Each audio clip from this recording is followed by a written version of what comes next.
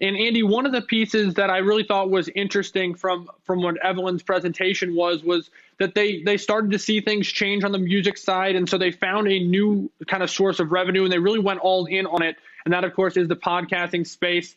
Huge kind of exclusive deals that they signed, kind of headlined by the Joe Rogan Experience. My question to you, though, Andy, is it working? Because as a casual listener to the Joe Rogan Experience when it was available everywhere and ubiquitous, I would see Elon Musk on there. Maybe I'd click it. But on Spotify, that's a new app I got to download. I'm not sure that I really was interested enough to do that. Is that the case, though? Is the following loyal enough? Are the numbers showing that it's working? The numbers are showing that it's working. We're seeing, the industry's put out some notes that the number of monthly podcasts in the United States is really ramping up. Expected to hit 164 million by 2023, which is a lot of people. And right now, it's very clear to us that Spotify is king of that castle because what we're seeing is Spotify over the last couple of years has really taken a dominant position in the number of people talking about listening to podcasts. They're doing so on Spotify rather than on Apple on their native device, and so I think that's a really big deal for the company. They're winning market share in a fast-growing industry, and it was a quick pivot for Spotify, and they made it work. Andy, I'm a Spotify fan, so I don't consider any part of it a burden to do. I think it is one of the more user-friendly music apps I've ever run into. It's usually put in the name of any song or any artist, and everything comes up. It's amazing how user-friendly it is. But, Spotify or the podcast, that is another whole world for me because like Alex, I think Joe Rogan is spectacular. The only problem with Joe Rogan's podcast for me is it's 3 hours every day. And once you get there, it moves pretty fast, but it's still 3 hours. Who in the world has 3 hours a day to listen to a podcast?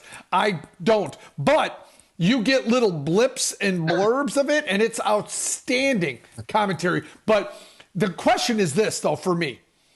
Has Joe Rogan brought enough people in to pay for himself and highlight the other podcasters on Spotify? Has that investment in someone like him that was a little unpopular because some of his views that he powered through, was that headline signing of Joe Rogan, is that enough? Is that paying for itself? I guess is my question to you, Andy.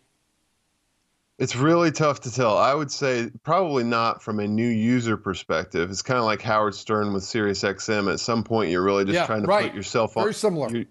You're trying to put yourself on the map. And the other part of it is, it gives them a very large audience and a very well-tested podcast machine. He's been running for years and years, understands what advertisers are looking for on podcasts. And so I think as Spotify builds out an advertising platform, they need really big experience shows like that they can point big brands to as success metrics and kind of fake their way into having that history for the new niche that they're in. And I do think that's the biggest deal for Spotify right now. It's Wall Street is very focused, I think, on revenues, number of subscribers, churn rate, as they should be.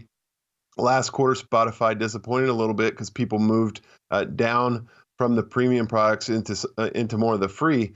But I think the bigger opportunity for Spotify that a lot of people maybe aren't paying attention to is the fact that, unlike in music, when you understand what someone listens to in music, that's one thing. When you understand what they listen to in terms of a podcast, a 3-hour podcast or a 1-hour podcast, and how often they're listening to that person, you know a lot about that individual, and you can target ads very, very specifically to them in a way that you can't in the music area. So I think it really expands Spotify's ability to become a marketing platform just as much as it is right now a subscription platform.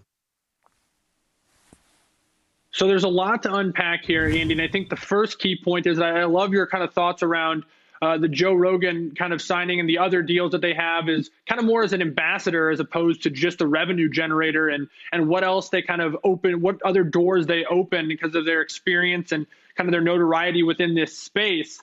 But I think that the key thing is here is I'm looking at the chart comparing Apple and Spotify. In the U.S., we know the smartphone market is dominated by the iPhone. We know that all of the Apple kind of players are all automatically installed on the iPhone. And so to see Spotify winning versus the Apple podcast app, that's substantially on your data, which is also people who are probably excited about it. That's why they're talking about it. Tells me that the user experience, to Kevin's point, just must be far better on Spotify. And I was a former Spotify subscriber myself for the music platform. It was one of the first to markets, if I recall.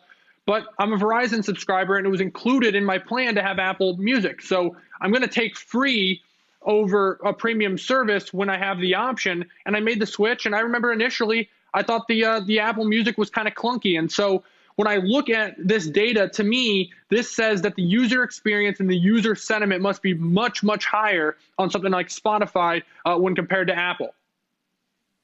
Yeah, it's pretty close. Actually, we see a lot of a little bit of a less of a consumer happiness level than you would expect with Spotify. I was expecting it to be much higher than it is. We've got it at 68% positive.